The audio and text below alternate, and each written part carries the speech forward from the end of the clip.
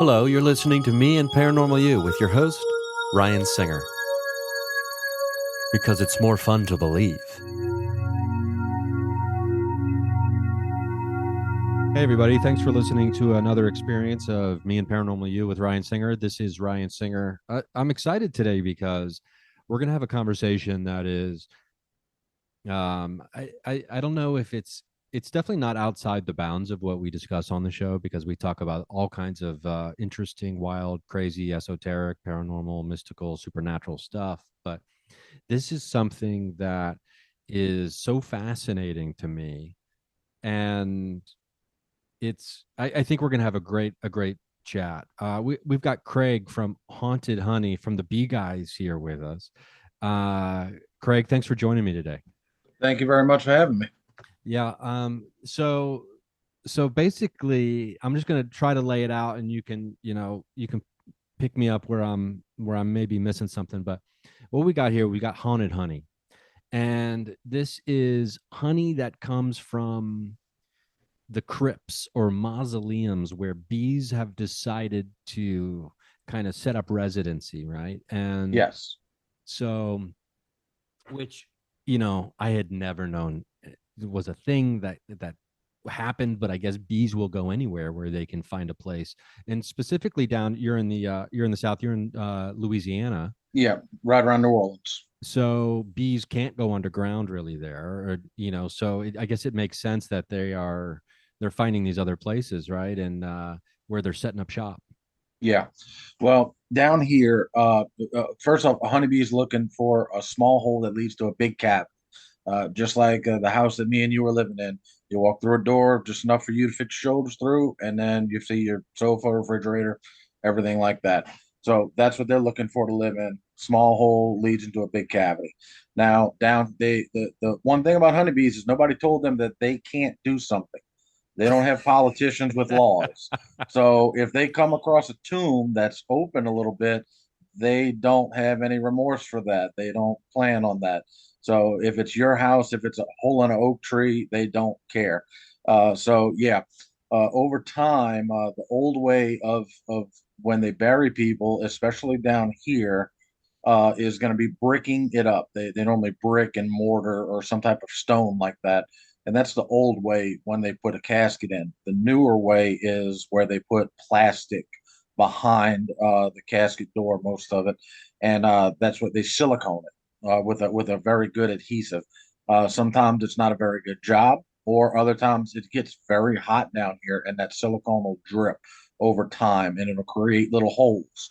These little bees will find those little holes, and like I said, they don't care that Uncle Bob is buried there. They're going to go inside of that hole if they see fit, and they'll build the largest nest I've taken out of a tomb, uh, which regular mausoleums down here are 2.5 feet by 2.5 feet opening. So it was 2.5 feet wide by 2.5 feet tall, 8.5 feet long in length. It covered the entire casket. Wow. And but for viewers that might not know, like we said, we're down in New Orleans. Down here, we're so much below sea level that we don't bury most of our dead in the ground like they do in the rest of the country. We bury a lot above ground. So always kind of make fun of it. They always say, you're no better than me. Our graves are going to be the same size. That's not true down here in New Orleans. Some of us have regular sized graves. Others have graves as big as the house we live in. And that's just the way it is.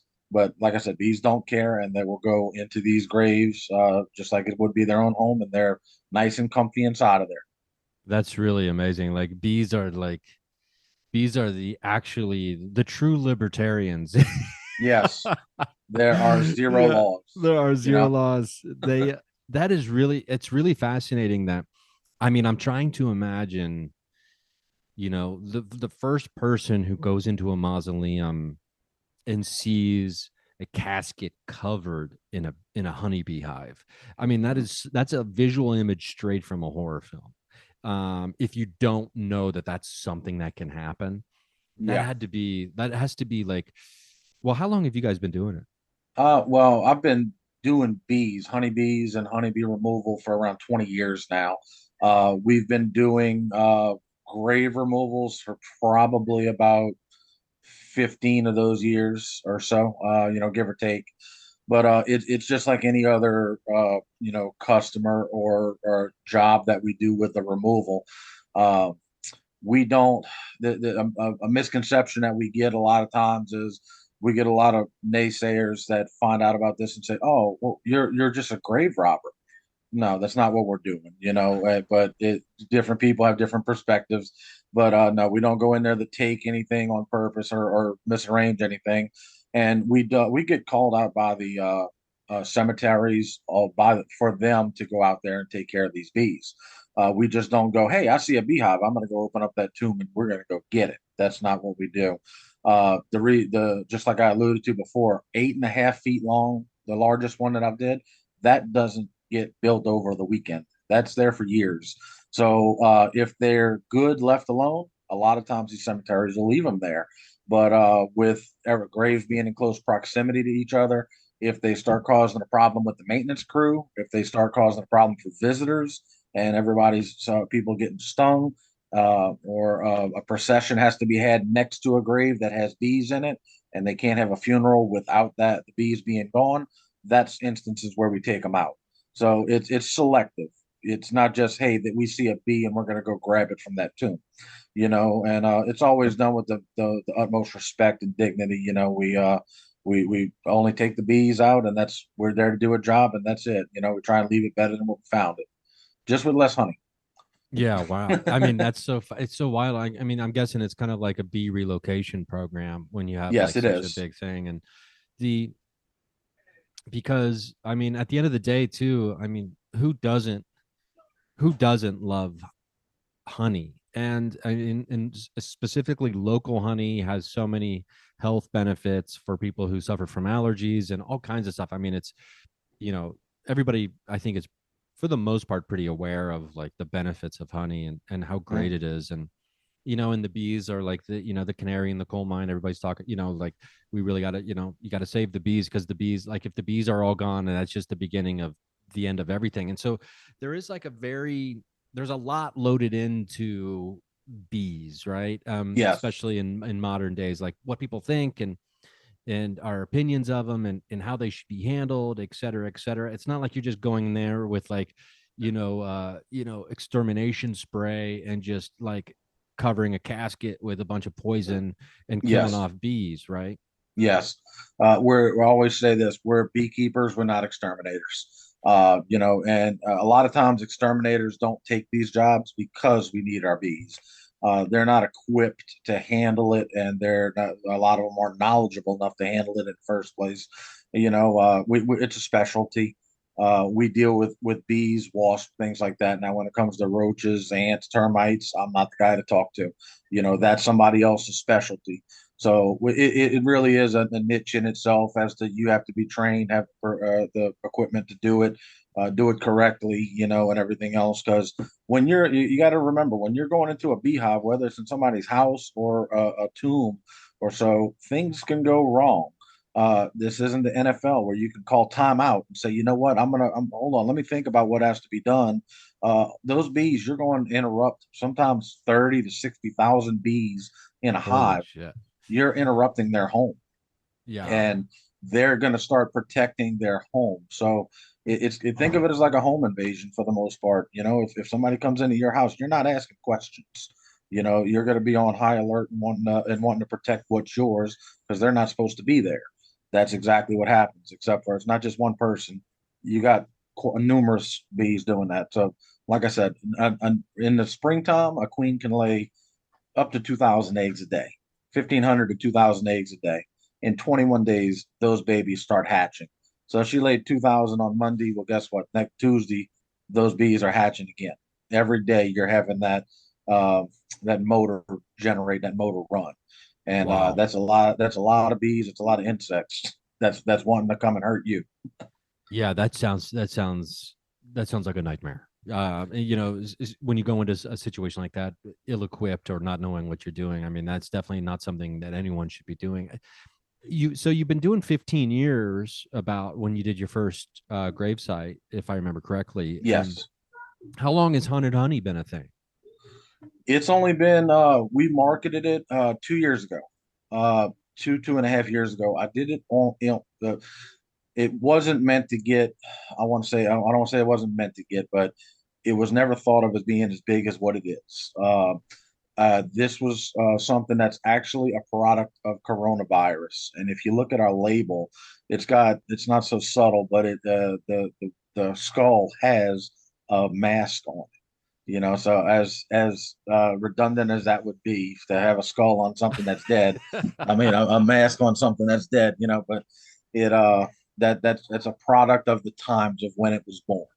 And I wanted that on there for that reason because anybody right now, whether you're a kid or 50 years old, you're gonna take a look at that symbol and you're gonna go, why does it have okay, I know. Everybody's gonna remember. There's never gonna be nobody that doesn't remember COVID for 2 years. Anyway, it we started off with 25 jars. We bought them off of Amazon, and I marketed it on October 1st. And my hope was to get the Halloween crowd. That's what I was going for. Everybody goes for Halloween. They go hard for Halloween. And I thought this is the people that would love something like this, not the Christian community that goes to church every Sunday kind of thing. That's probably not what they would be into. So I'm marketing on Halloween. We on our Facebook page, we had about 1,500 followers. We're just a local New Orleans beekeeping company, so not something you would expect millions of people to see. Anyway, when we put it up on our Facebook page, within 7 days, I think it was 8 days if I'm remembering right, we had over 1 million views just on one particular post on Facebook. Everybody that saw it shared it, and it literally went worldwide overnight. And it's something I've never thought of, and I never think I'll ever experience again. But the phone started lighting up. We didn't have, I mean, just a simple beekeeper here. I'm not a rocket scientist, logistics or anything else. And what ended up happening was I had 25 jars and I had 400 calls and emails and texts and Facebook Messenger mails coming in, and a lot of them were just double people saying, "I want this, I want this, I want this," and 25 jars don't go too far. No, no, I was gonna So say, yeah, that you needed at least a couple zeros on those on that order. yeah, so we started with 25 jars. We started with a label that was printed off my own printer in my office, and it wasn't nothing uber professional, and I knew that. And it was kind of that way by design because I didn't want to put a lot of money behind it and say, "Oh, we sold 5 jars," and honey, who can we get rid of these jars to? Just the empty jars that I don't need because it's not something practical we use. We put it in different jars, and I wanted a different jar than a regular honey jar to keep it separate because we don't we do sell regular honey out of our hives, and I don't want to mix something that comes out of our hives with the specialty product, so it's jarred differently. So anyway, needless to say, those 25 jars were gone almost instantly. And that's when we said, okay, Amazon, step up to the plate. I need 2 day service. I need jars and I need them 5 hours ago. And it took us 3 or 4 days to get it in. But during that 3 or 4 day time period, the motor kept running, the orders kept coming in. And we didn't have an ordering system. Like I said, I had text messages, I had phone calls, Oh emails, shit. You and I just had to remember these people's names. So I said I had to sit down and make a spreadsheet on Excel, and 30 something people per page. And I went back and I messaged everybody one long message saying, "Look, this is brand new. I'm sorry we're not getting back to you. This is how we're going to order. We're going to streamline it through Facebook Messenger through the business. So if you want an order, here's our products. Message us this: your name, at shipping address, what you want. I'll message you back a price for what it is off of our price list, and then we'll go from there. We'll ship it out to you. PayPal, Cash App. I've never dealt with either one of those until we started this. Heard of it, never dealt with it. I'm a creature of habit. I deal with cash a lot. I barely use a debit card. Like I said, I'm a dinosaur. So all of this was new to me, being at the core of it, and everything was off and running, and I was the one that was left behind. So we had to start getting orders in, orders out, labels created, and better labels created, and jars started breaking here or there. We had to, do different things with logistics in order to get them out. And we work quite a bit already because with the bee removals, we do them during the nighttime. So if you would have an issue with bees, we would come out to your house during the day, assess it, and then we would come back and put our hands on it at nighttime when all the bees are back home. That's already a long enough job in itself. That's 16-hour days sometimes, especially during the summertime, sometimes 18, 20-hour days, if you can believe it. So where's the time in order to write all of these messages down and everything else and put the product together, put the product in a bag and send it off to the post office? You know, I didn't know anything about sending things through the post office as far as multi packages. It's embarrassing now, but the first time I went to the post office, I went with a duffel bag over my shoulder, and I probably had 30 bubble mailers in there, and I had to stand there and give the woman bubble mailers, weigh this, and okay, this is this, and I paid for it at the end of it. It was probably $250 just to send them all out. That's when we had to go to what we use a platform called Shipping Easy now, do it from the office and everything. But that was all foreign. That's not something that we just said, okay, this is a problem. Here's the solution, and we're done. This all had to be learned. So every order that came in had to be physically taken off of the my phone or my email address, whatever it is, and then written down by in hand, and then put into the computer. So obviously ever since then we've streamlined it. Now we had a website already, but now we've integrated it into our website. So all you got to do is go on our website, and all of that's kind of done now. We ship out the packages, but it was a learning on the go process. It was trial by fire, and it was crazy for some months because October hit, and that was when we did it. That was the million views. But then after that, we started having Christmas and things like that. So everybody wanted it for Christmas gifts, and so it really continued till about the first of the year, and wasn't sure when it was ever going to stop. It did die down a little bit, but it was a crazy time of life in order to have that. That's not something that you would expect to have in our line of business, to grow that quickly with just something that just honestly went viral. So I personally know what that means now.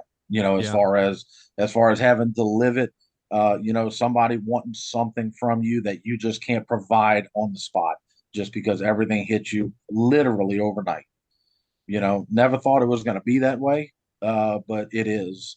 And a lot of our clientele are of the spiritual realm and everything, which is something I learned a lot about uh, since I'm dealing with that type of clientele. Honestly, I was born in a Catholic family. I consider myself a Christian, but I'm not a fanatic about anything. Everybody's got their own thing, and I respect everybody's belief system and everything else. I try and learn about them too. And with that, that's where all of my knowledge came from about this. But I started talking to people that were telling me, "Oh, I'm a witch. I'm this. I cast spells, and this almost had me looking at my Bible, going, "Wait, where did Jesus say this at?" But like I said, it was more funny than realistic to me. But we have a lot of people from pagan and things like that.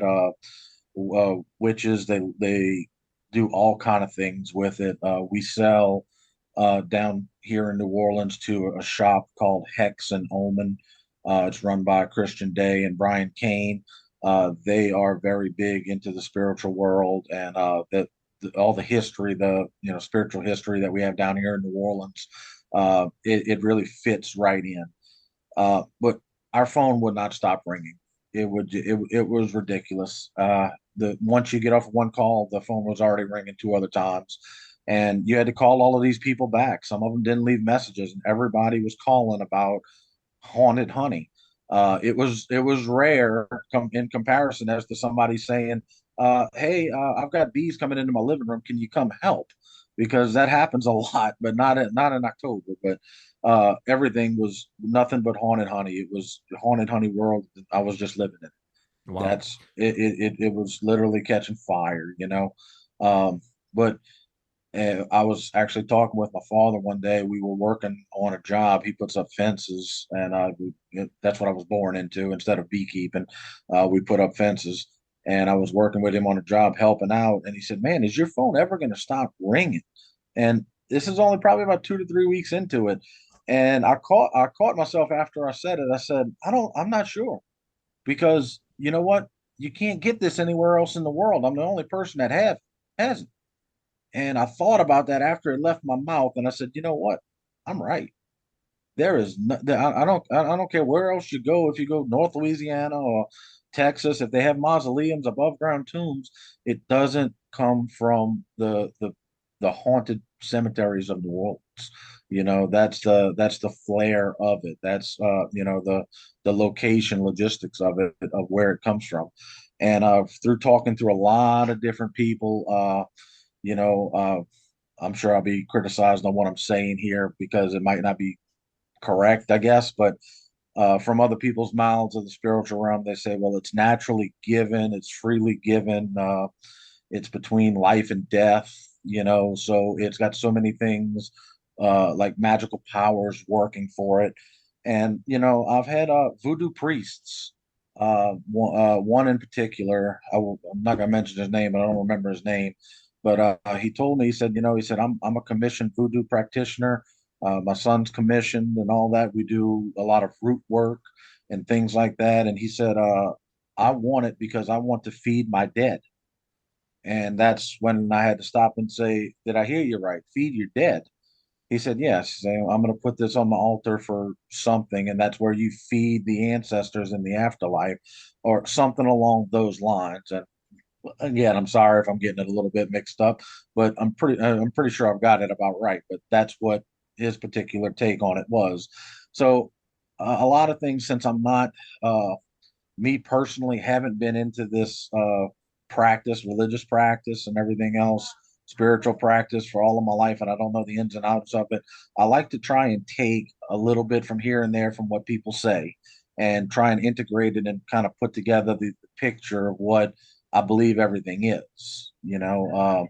We've done a couple functions. One was actually at something called Hex Fest, which is thrown by the owners of Hex and Omen. It's like a festival that they have in New Orleans every year.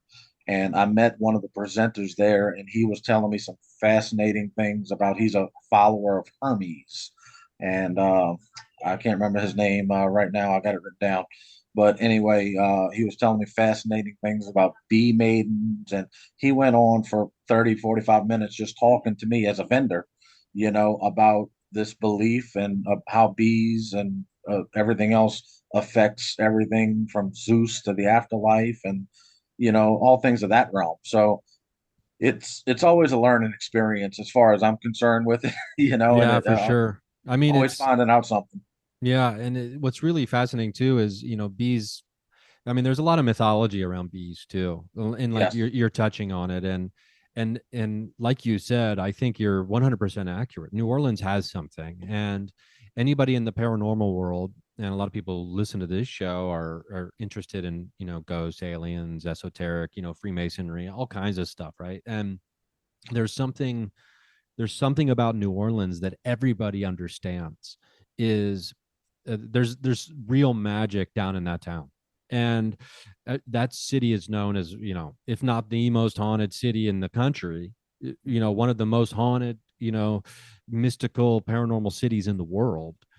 And you're right, you're the only one who has haunted honey from New Orleans. And I can only imagine what it's like to be like, oh, I'm just gonna, I'm gonna sell this 25 jars of this, and then overnight you have a full blown successful business that has so many demands, Yes. and it's got to be overwhelming. I mean, because I ship out all of my stuff for the most part. Like if I have leftover T-shirts from when I'm doing like stand up shows around the country or on tour or whatever, and if I have 10 orders of a t-shirt come in, if I post something on Instagram, I'm like, oh shit, I gotta get on this because I have to like Yeah. mail it all out, print it all out. I have to take it to the post office, pack it all up.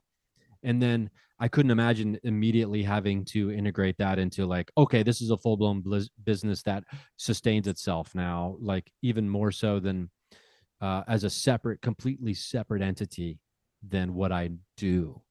Yeah. Um, and which is, I do want to, let's take a, we're going to, I got a ton of questions, but real quick, let's take a quick pause for some commercials.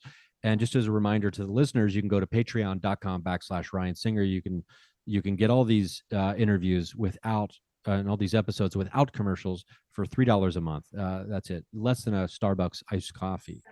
No commercials. So let's do that. We'll be right back. Okay, so we're back.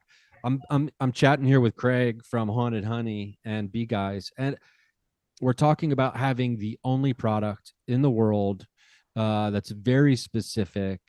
And I'm sure, I mean, it's been 2 years. I'm sure you've been knocked off by now, right? No, Oh, you haven't? no. There's nobody that can.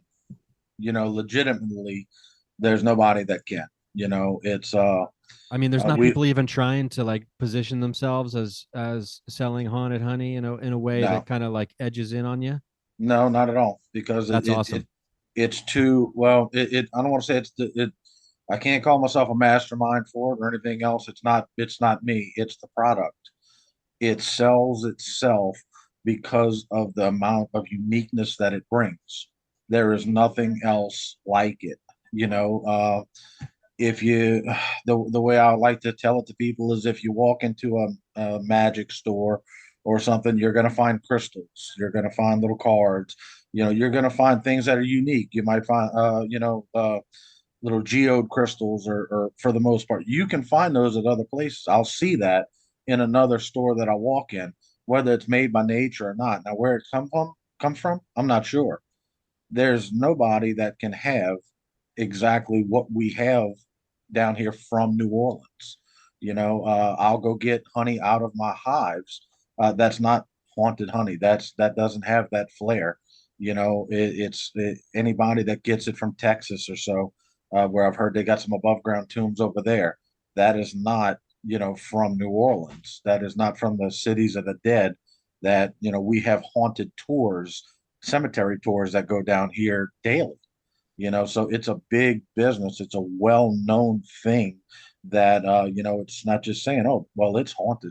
Yeah, well, no, it's from X amount of places. No, it's from it inside of a tomb where the first thing is nobody believes me in the first place. Mm-hmm. And I've had several people that say, oh, I can have haunted honey too. All I got to do is go buy it from Sam's. Yeah, well, we can shut them up with a few pictures. Yeah, because they with the whole population, if you call it Democrat or Republican, everybody has a different belief and a different thought pattern. So I understand where the thought comes from, but we have everything to show for it as to where it comes from. And there's first off, there's not many beekeepers. There's not many people that's willing to take the stings in order to go get a beehive out of our house, much less, like I told you, we do this at nighttime, be the only living thing in the cemetery That in the is so middle of the creepy. night, with no lights or anything else. And it's just you and the bees and in the complete darkness. So I don't know if you ever walk through a cemetery at night, but I tell you what, it's quiet. Yeah, and yeah, I mean, throwing on the added layer of all the bees and thousands of bees. Now you're doing a home invasion. It's terrifying to me, and I do wonder about like, obviously, I mean, maybe I'm wrong, but it seems like there would be a limited amount of like graves and mausoleums that are actually occupied, right? I mean, unless it's like a thing that is just really common everywhere in Meaning, these cemeteries. Like you have a limited supply to a certain degree to where it's not like you're running like Amazon notebooks or something, right? And like you yeah, can just you and like there's no never limit ending to the supply. supply. Exactly. Yeah, no, no. The only reason that we have the supply that we do, and that we were able to withstand the onslaught of demand immediately when we put our product out, is the years that we did this. Honey never goes bad. Real honey never goes bad. It's the purest food known to man. So we don't have apples or oranges. That's going to expire in a week or two or go soft. This honey, some of it's been taken out 10 years ago, and it's from different tombs, and we put it all together because we used to sell to two specific restaurants, and when we sold to those restaurants, ethically we wouldn't have put this together. Honey is honey. There's nothing going to be wrong with it, but we didn't want to put something into a jar of somebody that's unsuspecting, not knowing where this comes from, and say, oh yeah, we got this out of our hives, and then, well, it comes back that it's got something from a grave inside of it that can't be explained. How do I answer for that as to how did that get inside of my honey? That's an ethical thing. We don't sell it. You're not supposed to sell honey that comes out of removals type of things. Comes out of your house with insulation or sheetrock or things like that. We give a lot of that back to the bees and put it back into nature. Or if the customer wants it, that's fine. But as far as the haunted honey, it just kept mounting up and mounting up and mounting up and taking up space. And never did I think that it would blow into something like this. But it's just the way that it happened. It was a savings account that wasn't even really a savings account. It was just a food bank. That's what it was. And when it was time to say, you know what, here it is, and the world wanted it, and they really got a lot of it.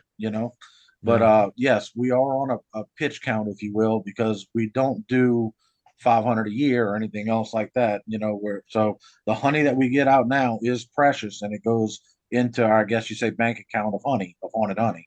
So that's why we were able to withstand the demand. That's interesting. So we Yeah. can't make any more of it. And there's something else that's new flair that we have too that I can make more of, and it's something that just happened last year, per this year, last year, and I don't know if you know too much about voodoo, but do you know who the queen of voodoo is? Um, it's not Marie Agate. Marie Laveau. Okay, Marie Laveau. Yeah, Marie Laveau. She's buried down here in New Orleans, and we were going through a cemetery one day, and they had a ball of bees that was right on the front of her tomb by the ground. They did not go inside of the tomb. We took, it was a swarm of bees, which is a queen with a whole bunch of workers in transport, either getting to a home or looking for a home, resting. We put those bees inside of a box, and we keep those bees in our yard, and that is what we call our Marie Laveau line of honey. Oh That wow. actually come that the bees came from the front of her tomb. So that's That's it. epic. That's yeah, that is really epic. And I You know, mean, you touched on it how honey is like the purest form of food, and I'm curious too, like part of me wonders, have you like the craziest like review or customer response you've gotten, like, you know what, I got this haunted honey from you, and then next all this shit starts going crazy at my house as soon as the honey shows up. Like, have you had any kind of response like that? I'm just curious if anybody's responded to you and with like paranormal attachments to the honey. uh, some people, I want to say have, but not nothing like that. But I would joke with people. I was like, there's a poltergeist in every bottle, type of thing, Mhm. But uh, no, I haven't heard of things like that, but I have had people come back and tell me magical things that they've done, spiritual things that they've done that this they believed helped them with it. They feel that there's a power to it. And, like I said, not out of my mouth, it's just from what I've heard. But it doesn't go any further than that. I've heard people tell me that they've got a feeling about it, around it. I had a gentleman do a podcast on it on YouTube 2 years ago, and I sent him a bottle, and he did probably a 30-minute review on it, and he tasted it, on the video, and he said, "Man, I just feel funny." He said, "I just feel just to know where this comes from," and he described the flavor of it and everything else, and he was kind of tripped out by it. because it's got something to it. It does have that much of a story behind it. It's not something you're going to find anywhere else. So when you think about what you're doing and where it comes from, I can see where it gives you uh, that sensation. But we've had nothing but good responses from it. Nobody's ever gotten sick of it. We sell it as a non-edible product. We sell it as a novelty only. Uh, However, that's just strictly for legal purposes, to where honey's a food that's ready to be eaten. So if somebody eats it and gets sick, we don't have complete control over where the honey comes from. We have no control over the bees, where they go, or anything else like that. So since that's not in our control, we're better selling it as a novelty, saying don't eat it. However, as far as everything else goes, people buy this with the sole intention of eating it. I eat it, my friends eat it, my kids eat it. It's pure food. There's nothing that's going to be wrong with honey. If there's something wrong with the any honey or anything else, the bees are not going to put it in their own food. So they're going to keep it clean. So there's nothing going to be in no parasite or pathogen that's not designed to be in honey is ever going to be in honey, and it's concealed in a wax. So the honey, for people that don't know, is pretty much in a cup that's concealed. Once it's 100% made, they cover it with a thin sheet of wax. So the honey isn't even exposed until somebody like me comes along and cuts it out, or the bees open it up themselves to eat it. So if you ever really take a good look at a honeycomb, it's going to be most likely like a white sheen on the top of it. And that's just a layer of wax keeping the honey concealed in the cells. Yeah. So there's nothing going to be in it, at all. And it's just great engineering what the bees do. And I trust the bees more than I trust most humans. They know what they're doing, and it's not going to hurt anything. It's never hurt anybody that I know of.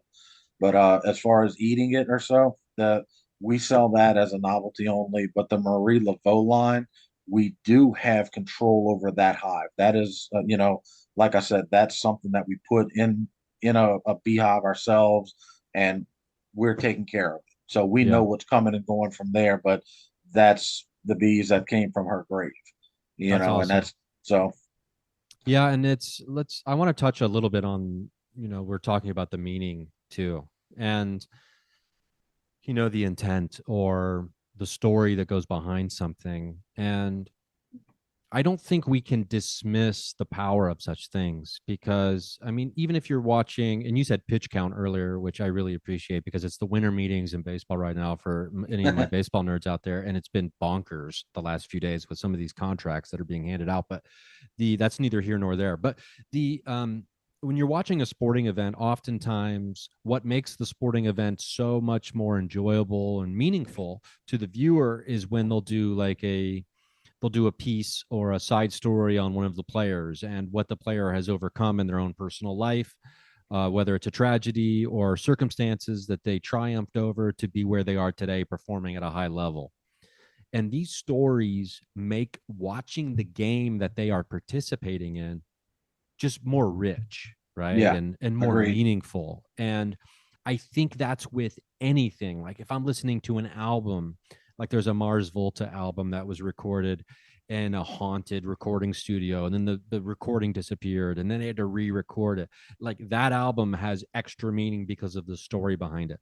So when it comes to the honey, that also has this story behind it, it does give it more juice, more power, more meaningfulness. And a lot of people who listen to this show are into magical practices and, whether people want to call it paganism, Wiccan, the occult, whatever, or just esoteric stuff.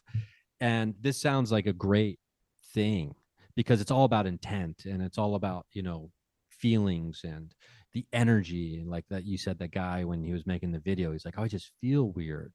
Yeah, and and if we don't have our feelings, what do we have? I mean, what separates us from just a robot that's walking around if we're not valuing these emotions and feelings that we have as these conscious creatures? That is really cool that it has turned into this or opened up this whole different world of whether it's people want to call it witchcraft or just the holistic, the natural remedies of the world, which had been kind of pushed to the side. And I think COVID really started making certain people, when they were like stuck at home, realizes they realized they wanted to get back to more kind of an earth-based, an earthly, a natural connection to things around them. And I think the timing of this is just so on point. It's like a perfect storm of all these great things. And the simplest ideas are the most genius, by the way. I mean, we hear that said a lot. And like this is like such a just haunted honey. Boom. I mean, it's just brilliant. And the fact that it also has all these benefits for people that they can bring to the table themselves through intent is amazing to me. Do Yeah. you find yourself ever, I don't know what the right way to ask this is. Have you had any like experiences throughout your childhood? Because I was raised Catholic as well. And it's a very mystical religion, right? With a bunch of miracles and a bunch of Yes. supernatural stuff happening. Have you had a part of your life, like whether it was growing up as a kid or when you were a little bit older, or maybe more so now after the haunted honey thing exploded? Has that been a part of your life, or was it something you never really thought about? What portion? I'm Like, not have you had understanding. any And experiences of the supernatural, of the paranormal, of just, or like synchronicities or coincidences that keep happening, like that you can remember as a childhood, from your yeah, childhood? not so far as childhood, I guess you'd say, but I do have a few true ghost stories, I guess you say, from removals. So it's kind of it's just an experience, and it's one of those things that I don't know if you want to believe in ghosts or not, and I don't say if I do or don't, but I know something different happened, and it's Oh, I'd love to hear about this. well, I'll give you one story, one particular one.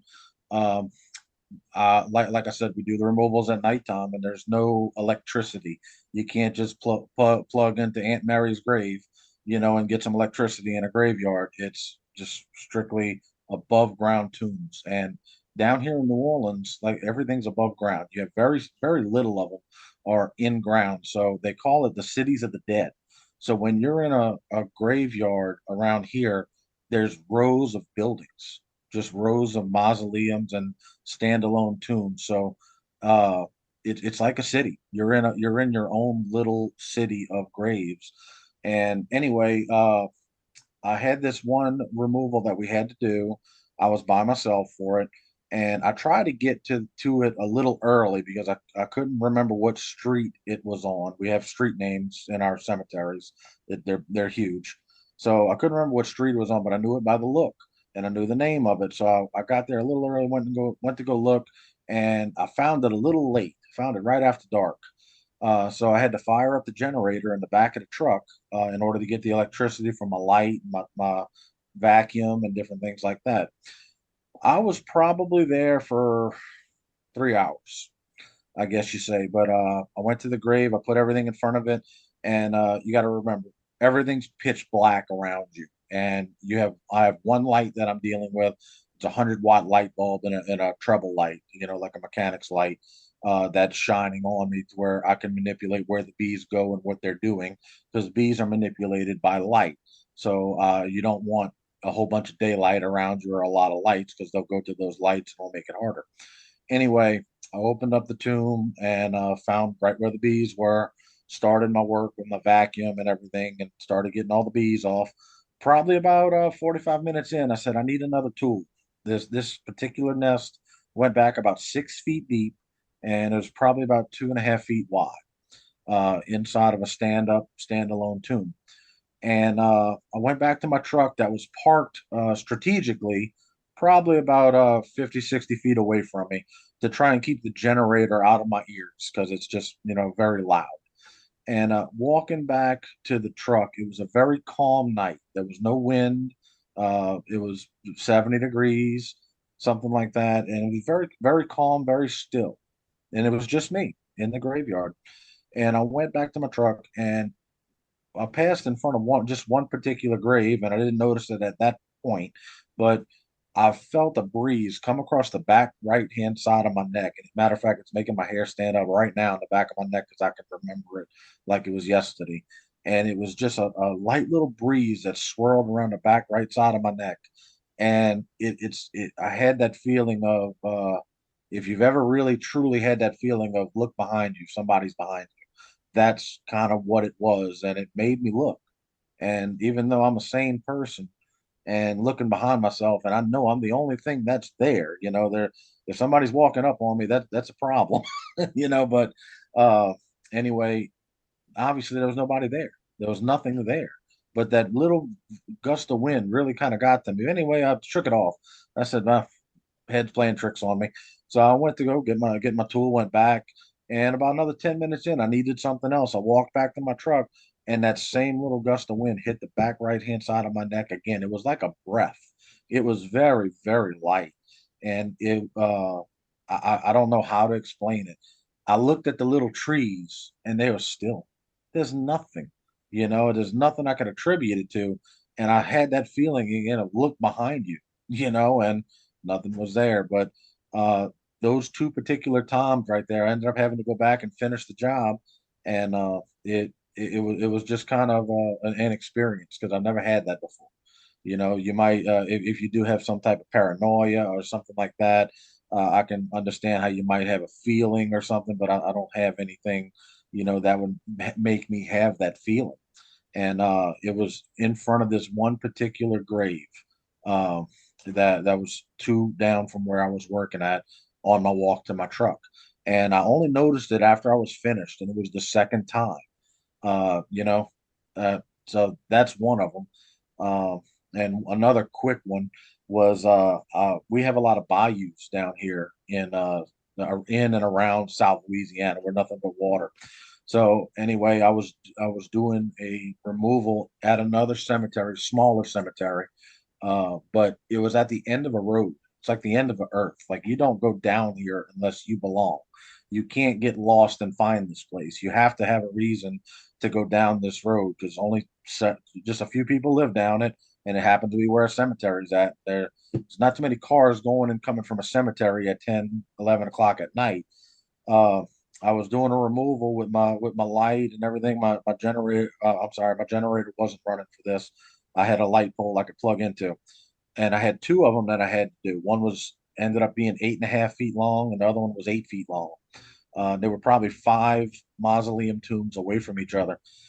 Going into the cemetery, it was a rock road, and I had my truck parked. I'm working, and I can hear the rocks. I can hear a car coming on the rocks. I don't see any headlights yet, and I said, "Wow, who's Hmm. coming down this cemetery at night like this?" I said, "There's not supposed to be anybody that should be coming down here." So it really kind of put me on alert. And I see a car pull up kind of close to my truck, and out pop these four kids. I say kids, they had to be 18, 20 years old or so. And they're kind of talking, carrying on a little bit. And I'm looking at them and I said, you know what? They kind of saw me. And I just wanted to ask them, I said, man, what y'all doing out here? They said, we're ghost hunting. Hmm. Oh, okay. I said, so wow. How how do you know I'm not a ghost? I said, y'all not doing too good of a job. If Uh, yeah, you know what I mean. I said, did y'all actually expect to see somebody here? yeah, yeah, So like I said, no, nobody asked me if I'm a ghost. I said that y'all a little bit worse than the Scooby Doo crew, but I hope uh, they I, laughed when you said that. I thought that was hilarious because they almost acted like no big deal. He's there. Wow, It's only yeah, me in a graveyard, me in a white bee suit, in a yeah, veil. just like who would who was expecting to see such a thing? And it was like they were unfazed by it, So not a ghost story, but they were walking around with little flashlights and hollering some words or so, and then they were trying to be quiet at times because, like I said, the graveyard wasn't that large, so they were kind of in close proximity to me where I can kind of see where they were. But I was more worried about somebody else trying to come back there for me for whatever reason, like a safety issue. There shouldn't be nobody there. Yeah. for whatever you're doing. But they were legitimate about what they were doing. I don't know if they found that, but I said, man, y'all really failed when y'all didn't ask me if I was a ghost. I said, I'm That's even wearing hilarious. almost a white sheet, Yeah, like, I mean, you look like one of like, yeah, if I saw someone in a full bee outfit, like a beekeeper outfit, is that what it's called? Like a bee suit? yeah, it's called a bee suit. Yes. A bee suit, I would just be like, wait, what is happening right now? That's really funny. It's Yeah, because nobody's in cemeteries at night, unless you're, not to sound like an old guy, but like unless you're up to no good, unless Yeah. you're up to no good, you're trying to drink some beers, you snuck out of the house, you're a kid, or whatever. At least that's how it was in Southern Ohio where I grew up. But yeah, I don't know what I would do. It would take me a few minutes to be able to process if I saw someone in a bee suit at a cemetery. I would be baffled by it. But then, I mean, obviously, be able to put it together a little bit after having this conversation. It Yeah. wouldn't be the strangest thing I've ever seen in my life. Um, but up here in Ohio, there are mausoleums, but it's not like you said, it's not like the cities of the dead down there. Yeah.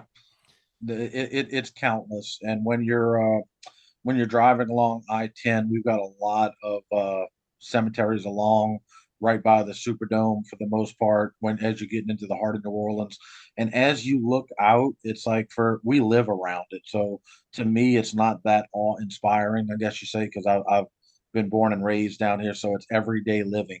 But it really is a sight. You can just see the mass amount of graves, and just to know that all if anything else, all of those people have already existed before you, and how much of a fraction that is, but it's not a gravestone where you can just see, big large field and try and guess how many people are there, but you can see these over like a mile long cemetery as you're driving along, and you can't see to the end of it, so it's like all of that's just the architecture of some of those tombs down there, especially closer to New Orleans, the more high dollar tombs of people that had more money to build that have bigger tombs than just 6 by 6 or something to put a coffin in.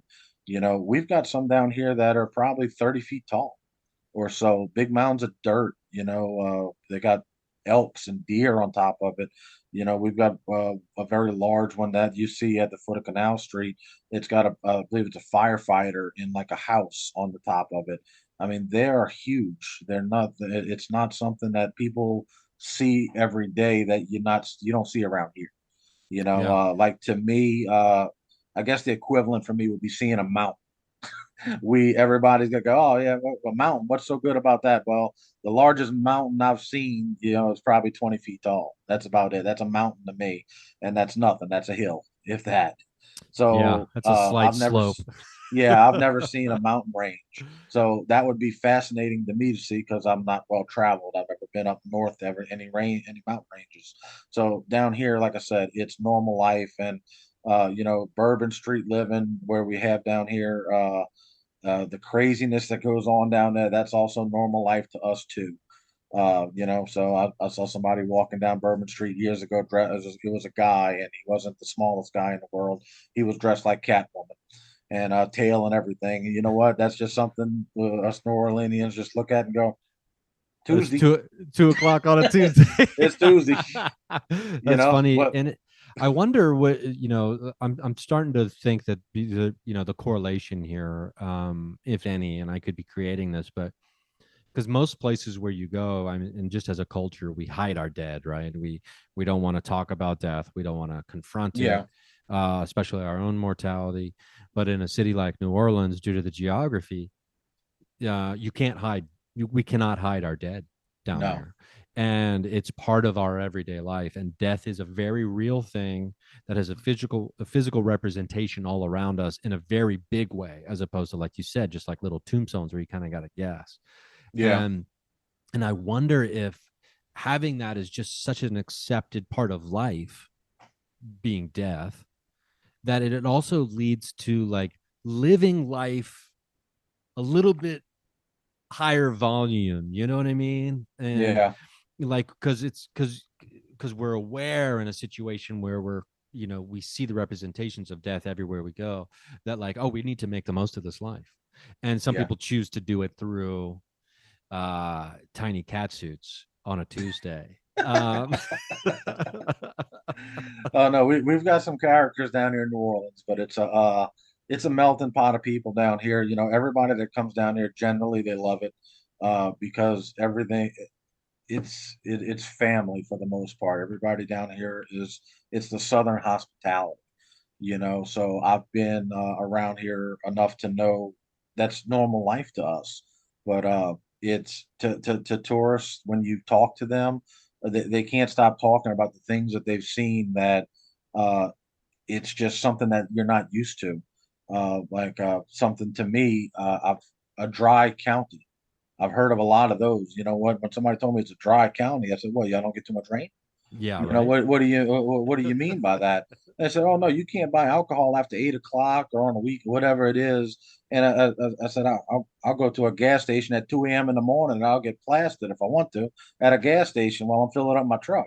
Yeah. You know that it's just something different. You know, I'm not aware of how it is other places, but down here, that's how it is. Whatever, anywhere you want to go, you got alcohol. You've got, Yeah. you know, You anything. get You a got drive-through anything you want. margarita down there, and Oh, it's whatever, like, whatever you it's want for the wild. most Yeah. part. Hmm. You know, and then they tell you don't drink and drive, but here's the drive-through to go through. Yeah, right. That's that. Like when I first realized that, I mean, because I love that area. I love New Orleans, and anybody listening who has not visited yet, I mean, it's got to be up on your top five of your list of destinations to go see, and if you can make it there. I'm curious, does Haunted Honey, like, do you have a storefront for this stuff, or is it all online?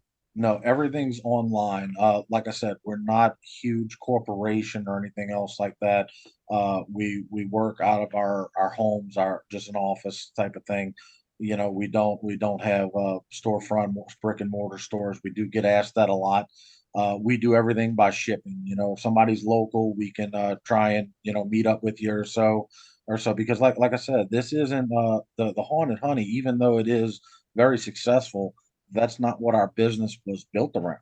You know, we're beekeepers and bee removal is what pays our bills. That's the big thing. Honey is a byproduct. You know, it's a wonderful thing to have, and I love doing it, but that's not what pays for life type of thing. That's a residual. The haunted honey, as other than that, that helps out as well, but that's the what keeps everything going. That's a specific time of year, pretty much seasonal, until we get more recognition. And it's hard to get. That's why I love doing podcasts with people like you that know what audiences would like with this, because it's very hard to hit the audience demographic, because this isn't a product that everybody would be into. You know, this isn't a snowball or an ice cream or something like that, even a book. So you have to find out where your target audience is. And the target audience for this has kind of been dumbed down a little bit. With we advertise on Facebook. That was our general advertisement. We put a lot of money behind it, just with sponsored content and to try and hit certain demographics. And as far as Facebook's concerned, it's kind of changed. You can't hit the keywords that you want. You know, we used to put it under witchery, Halloween, different things like that, paganism, Wiccan, occult, different keywords to get this out to people that would be interested in these specific things, just like anything else. However, like I said, it's dumbed it down. You can't really reach out to those type of people because I think Facebook's kind of labeled them as taboo a little bit, don't want to deal with it, or that's not their value type of thing. So it makes it harder to get the product out to people that would actually, appreciate it and want to use it. My wife likes to tell me sometimes, she's like, "Oh, well, we can bring it to the farmer's market, or so." That's not what those specific people would be looking for there. Honey, yes. The haunted honey, not so much. It's so it with its uniqueness, it brings its own unique crowd that would want that specific product as a specialty as it is. So that's the more people that know about it, that's what's going to make it start kind of catching on even more, and we can get it out to more people, and they can get to experience it too. Yeah, I mean it's really, really, really cool, really fascinating. What a great idea, and what a great way to just, I mean, sometimes my friends will say to me like, keep it simple, stupid. And it's like haunted honey. Boom. It's perfect. And it cuts right to the heart of it. And I think um anybody listening to this would definitely be in their wheelhouse. And as a as like a magical aid and a magical tool, and you hear like, it's not called witchcraft and it's not called the occult, but whenever people are talking about like, oh, we're trying to manifest something here, trying Yeah. to like, visualize greatness or a vision board or things like that, all of that comes from this. It comes from magic essentially, and that it has its roots thousands and thousands of years ago and all this intention based stuff. And this sounds like the perfect tool to really supercharge that for people. So let's remind people or tell people like specifically the website where people can get their hands on it, a jar Okay. of this. The Our website is www.beeguyz.com. BEEGUYZ.com. It's spelled wrong. And that's where our online store is. And you can also read on there different things about becoming a beekeeper. We set up bees with people all the time. More about what we do with honeybee removals. And it's linked somewhat to our Facebook page. And on the Facebook page is also under Bee Guyz with a Z LLC. That's our main social media platform, where we have probably 9,000 followers right now, and 8,000 of that probably has come from the birth of Haunted Honey. So when Haunted Honey came up, we started shipping to I think 11 or 12 different countries within a week, and so people from all over the world. It went global. But the Facebook page is something where you can actually keep up with us as far as Haunted Honey goes, but also as far as bee removal and everything else honeybees go, because a lot of people are interested in honeybees. And it's something different than you don't see every day. So that's the best way for people to get in touch with us. They feel free to message us at all for anything they need, and we can get this product out to them, and they can get to experience it, because we've had nothing but positive feedback on it. And I'm not just saying that, through the 2 years that it's been out, you know, there's been so much feedback, but it's just unreal the way it's been working for people that's been putting it to the use that they've been wanting to use it for. It's helped them, it seems. That's awesome. And and it sounds like it's got a very wide range. It does. And so check it out, Craig. This has been a fun chat, man. I appreciate it. Yes, sir. And best of luck in the future and everything else. And if I'm ever down in New Orleans doing a show, maybe I'll try to reach out and see if I can't get my hands on a jar. And right, like I maybe I get a jar and I'm gonna start maybe just having a little dabble do you before a show, get me juiced up. I mean, because I love sweets. I definitely have a sweet tooth, but yeah. So I mean, I'm definitely gonna check out and get me some of the haunted honey. I Okay. appreciate you. I appreciate Yes, you sir. coming on today. Get with And me after the show. yeah, for sure. And thanks again. And to everybody listening, don't forget, check out Bee Guyz, and that's with a Z.com. You can get your hands on some haunted honey. Check out the Facebook page. I've already been over there. I learned a valuable tip about having a bee sting my penis so it'll be enlarged forever. I saw something over there about that. So, so, We so put let's, up some funny things too. Yes. yeah. So I love anybody who doesn't take life so seriously. So go check it out. And thanks for listening. Hope to see you at a live show. And if I don't, I'll see you at the watering hole on the astral plane.